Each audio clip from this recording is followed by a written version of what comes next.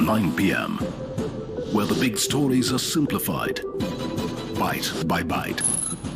Brostax.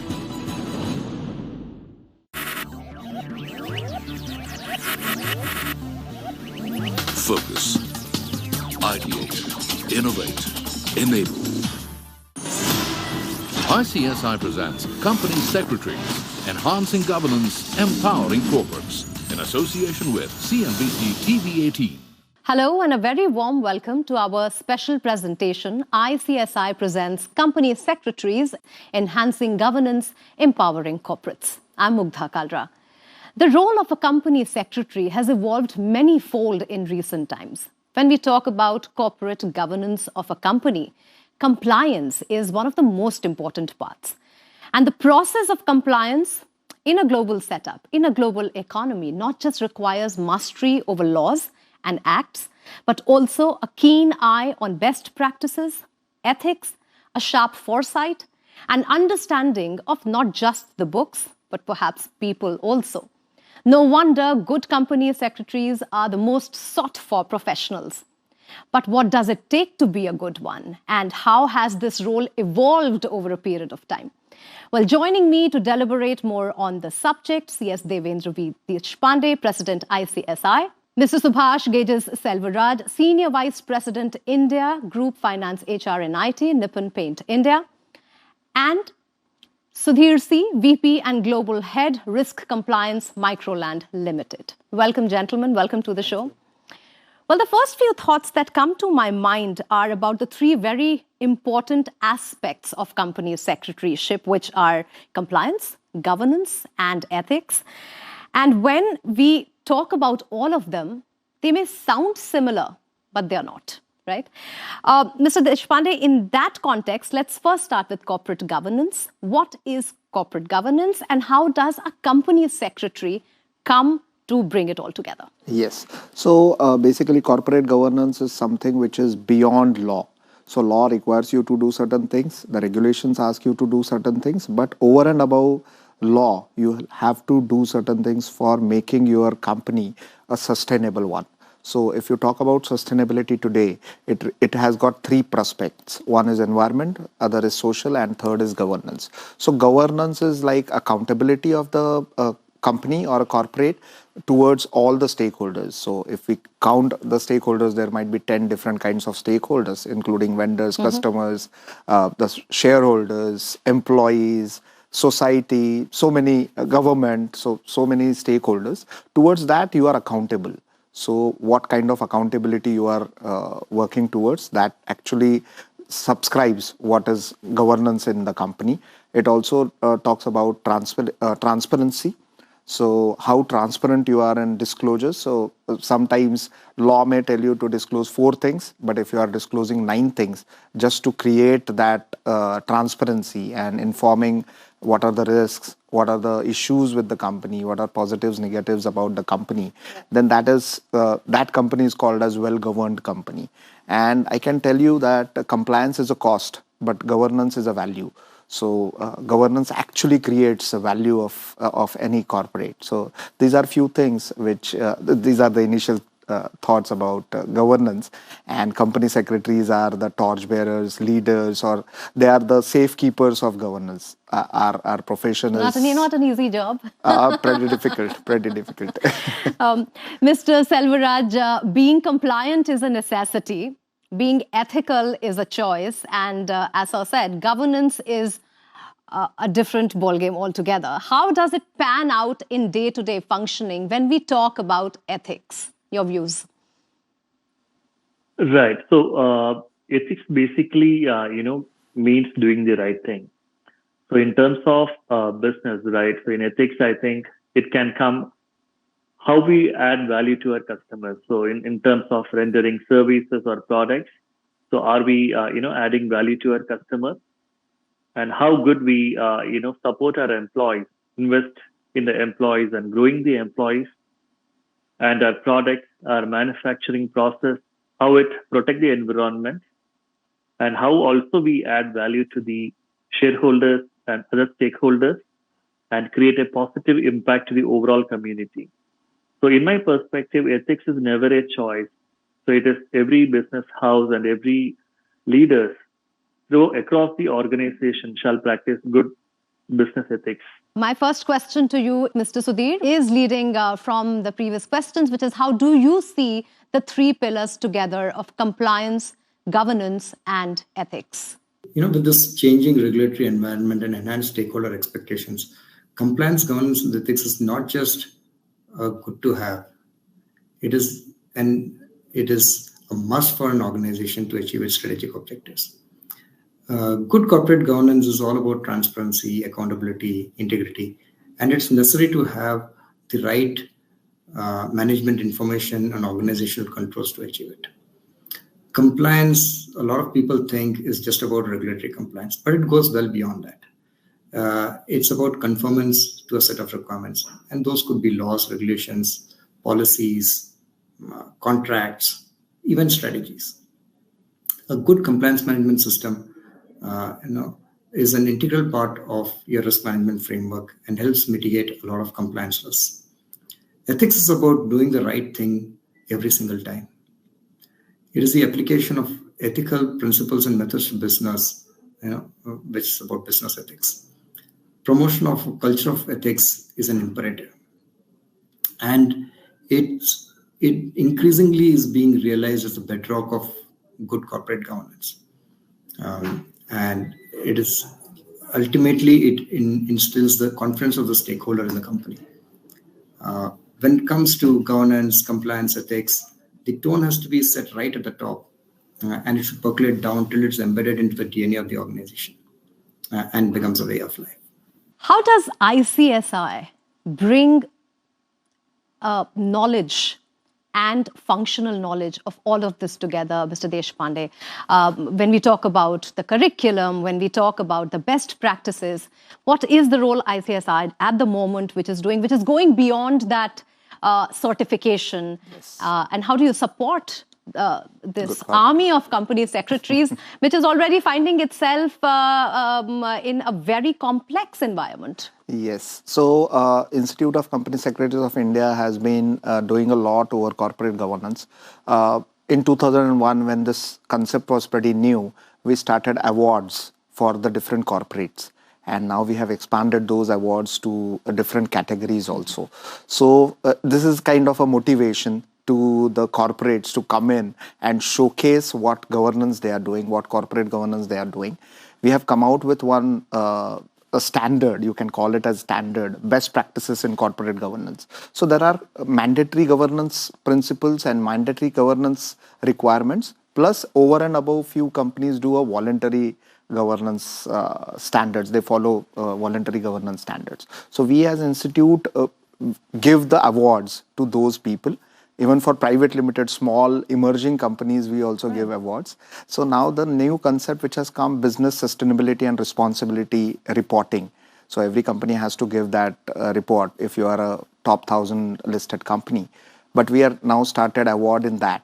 So awarding a best report for mandatory and for voluntary also. So these things we are doing in general. But when we talk about curriculum, every 5 years we are changing the curriculum. Now this year, I'm really happy to tell you that we have completely changed our syllabus, and there are around 6,000 different comments from general public which came. We considered all comments. Twice it was put before the general public, and we have come out with a different syllabus to include all perspectives of corporate governance. Not only corporate governance, but also other things. Yes, like such a big ESG and risk management has been made a separate 100 marks paper. So that really shows the institute's vision towards making our students equipped with corporate governance principles. And we also have different meetings with different institutes in company secretary or governance professionals outside India also. And we understand what are the best practices there. And we are trying to set out a particular document wherein we can find out which can be imported, which can be exported. So all these things we are doing as an institute, and to make global governance also in a particular level. Mr. Selvaraj, how does a company secretary calculate risk? What are the challenges according to you? On a regular basis, right? So every business house faces plenty of risks, like in terms of the regulatory risk, the technology risk, the business risk. There could be, the potential litigation kind of risk. So the company secretary keeps a tight watch over all these aspects, and then also classify the risks into two wider baskets, like the systematic risks which we can't control, so which are the uncontrollable risks. We try to avoid it or try to build certain plans how we mitigate those risks. And in terms of controllable risks, or which are non-systematic, so in such case, like we do that, okay, we can build in certain checks and balances such that we operate within certain level of the risk, which is manageable for us. And also, when we manage the risk, so we shall not lose sight. If we don't take certain risks, then there is no reward. So we need to have a proper balance. And the regular way to do it is to have the proper risk matrix and then monitor it regularly and take action then and there without further delays. The instant, advice to the management, instant advice to the board of directors, and taking key decisions and corrective measures timely would help organizations to manage their risks in a much better and efficient manner. When we talk about compliance and when we talk about compliance management, there are so many things that have now come under the big umbrella of compliance, especially ESG when we were talking about that. How difficult is it now following all the compliances, and what is the process like? Yeah. So in most of the business houses, there is a set process of compliance management. So it is about identification of laws applicable to the company, and then what are the compliances under those particular laws. Even as secretarial auditors, company secretaries in practice, they will have to certify that there is a system which is there in the company to see that compliances of general laws have been followed and specifically applicable laws. If company is into a particular sector and a particular law is applicable to them, they will have to certify each and every compliance, whether it has been done or not. And Companies Act and FEMA and SEBI, the laws, these are the few laws which are like our forte. So we can bifurcate into these three parts, and compliance management is something which company secretaries look forward for. So it is like one person to contact when it comes to compliances of all applicable laws. Right. Maybe it has been it will be handled by a legal head, but before it goes to board, it goes through a company secretary. So that is a route which is usually followed in big business houses. So we are the repositories of all this information, and we give report that these are the few things which are not complied with. So it's a robust system which gets generated in a company because of secretarial audit, because of company secretary being there appointed as key managerial personnel, and he is also officer in default. So he will take care of all the compliances. So right. Noted. Well, let me stop here for a quick break. But when we come back, we shall carry this thread forward and get a perspective on the laws governing compliance and corporate governance. So see you shortly. ICSI presents Company Secretaries, Enhancing Governance, Empowering Corporates, in association with CNBC TV 18.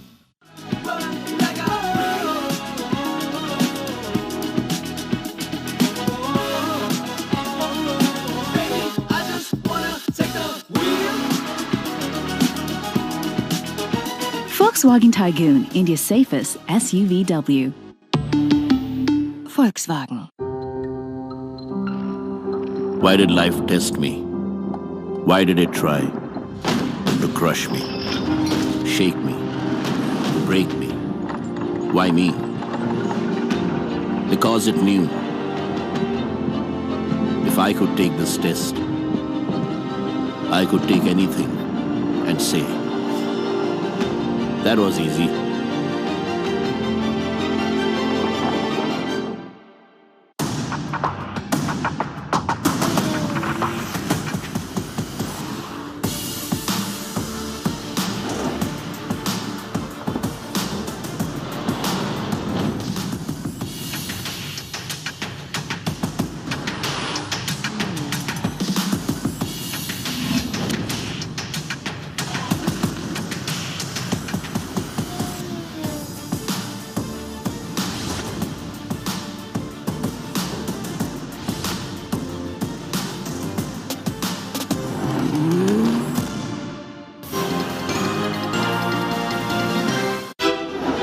about listening to global market maestros before crafting your investment strategy?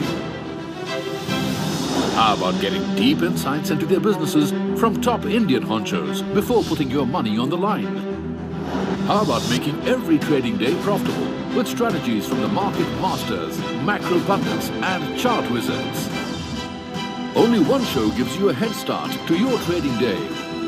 Get ready to profit. Get ready for business with Bajar at these times on CNBC TV 18 and CNBCTV18.com. Let our choices today be driven by hope and not by fear. Let's work towards a society where people are not prisoners of their circumstances, but active participants in shaping their future.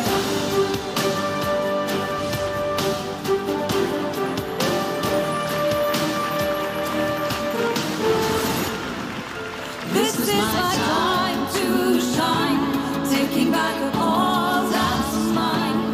This is my time. This is my time.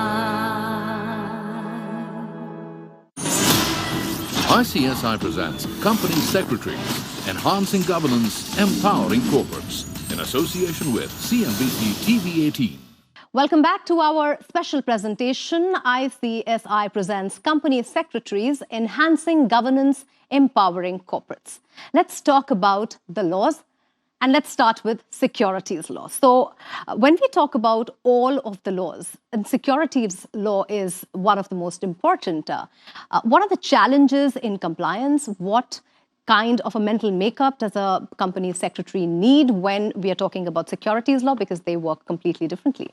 Yes. So every listed company may be listed on any of the recognized stock exchange required to follow two laws. One is Companies Act and another one is SEBI laws. So SEBI laws actually govern the corporate governance. The basic concept of corporate governance was brought in by SEBI, Securities Exchange Board of India, and all these security laws relate to stakeholders protection, and it relates to reporting and transparency. So I think the entire SEBI laws look forward towards more transparent company, more reporting, more disclosures, timely disclosures. There should not be things which have been done today which might affect the prices of those shares and has been disclosed after, say, maybe 3 days. Right. So after every board meeting, every company secretary has to report the compliance or the decision taken within 30 minutes. So that is how we have to work, and it is very, very dynamic field. SEBI has been proactive in making changes in different laws to make it in line with global standards. Like I can give you one example, the related party transactions now, certain related party transactions have to be approved by independent directors who are present in audit committee. So something which is beyond a thought process of a normal director or a company or an organization. Even globally, when we discussed this, they were amazed to see such changes being made in SEBI laws, security laws. And again, it is a forte of company secretary, because as per SEBI laws also, company secretary is a compliance officer. So that gives us a good recognition, and that really helps us to be the torchbearer in SEBI laws also. Interesting. Mr. Selvaraj, your views. What are securities in investment law, and what are the major security laws in India, and do you think are they agile enough? Right. So when we classify securities, I think it's quite complex in terms of the security laws, because these laws govern the equity, the stocks, the bonds, the futures and options, mutual funds. So where a lot of retail investors and institutional investors who are investing their capital and who are expecting protection for their capital and also aiming for a growth. So there comes the primary responsibility of the government to come with suitable laws which can protect the investors. So from that perspective, right now we have three major laws in India. That is the Securities Contract Regulation Act 1956, then Securities and Exchange Board of India SEBI Act 1992, and Depositories Act 1996. And so these acts are today along with the SEBI listing guidelines, I think they are providing a good support and confidence to the investors into the Indian securities market. And predominantly, we can see a lot of investors and mostly the retail investors are coming into the securities market. So that shows the trust people have built into the securities law and the system what we have in our country as of now. Well, what have you seen in your line of work, Mr. Sudhir? What are some of the major compliance challenges and how do company secretaries navigate their way through them? In my experience so far, I've seen quite a few challenges to an effective compliance management system. And some of the important ones are, in-house availability of expertise. In today's global environment, an organization has to comply with laws across geos, from central and federal laws to state laws. The numbers can be mind-boggling, and organizations typically lack the breadth and depth of expertise to effectively manage these compliances. The second challenge is about having an accurate list of those applicable acts and compliances, and also about the continuous changes that happen to them. In India alone, you could face close to some 2,000 changes in a single year. And how do you track these and comply with them? Proactively. Unfortunately, there are no automatic notifications for these. Right? And the third challenge which I've seen is around, being very manual intensive. It is in most places, it is ad hoc, it's paper-based, people-dependent compliance, and this is very challenging, especially when you have to go back and report, or and there could be misses in compliance because of this. So what I have seen work, to address these challenges is, one, to have reliable partners who know the laws of the land in those various geos, who can provide you with the inventory of those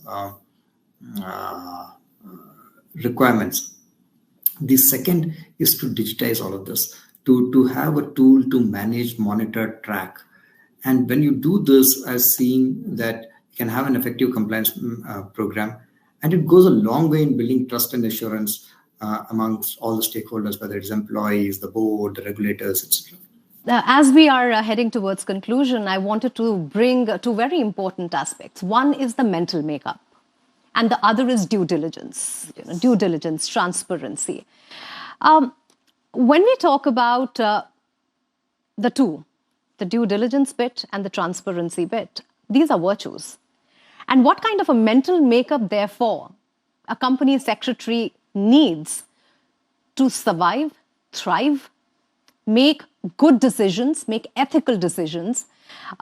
Is there a separate curriculum which also talks about how you need to handle people, and what should your mental aptitude be for such a complicated job? No, not really. It's very difficult when we talk about aptitude and building up of an aptitude. I think the curriculum itself has a variety of subjects which makes us, and there is a strict code of conduct. So these two things actually make our professionals strict about compliances and governance. So many of the times company secretary put his foot very strong and says that, okay, this cannot be done because this is not allowed as per this particular law. Or sometimes he will give a proper solution that this is not allowed, but this is allowed. And then we are the solution providers. So it is a mental makeup. If you just say and go to the board and say, okay, you cannot do this, you cannot do that, you cannot, then it will be a losing game, even for a company secretary. Right. But when company secretary will think about solutions, providing solutions within the ambit of law, then definitely our profession will grow a very, very big way. I think we have now changed our curriculum and exam pattern to include multidisciplinary case studies. So that will increase. That's the best way of learning. So, and there are also open book exams. So you have books, you will have to give the solution to the client. And that is how we are much trying like to law. build it. Yeah, much like law. So we are trying to build our professionals to be strong enough to put their foot forward, as well as to help the corporates to grow. It should not be seen as company secretary restricting the growth of a corporate. We are there to have a sustainable growth of companies rather than a short-term growth. Well, thank you so much, gentlemen, for taking out time and talking to us and offering those wonderful insights on the subject. And thank you, audience, for staying with us on our special presentation, ICSI Presents Company Secretaries Enhancing Governance, Empowering Corporates. ICSI presents Company Secretaries Enhancing Governance, Empowering Corporates in association with CNBC TV 18.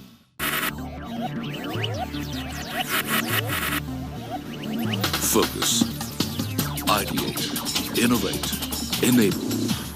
Now QCI has launched a marquee campaign called Gunvatta Se Atmanirbharta.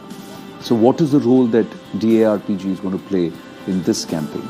We've had a long association with QCI.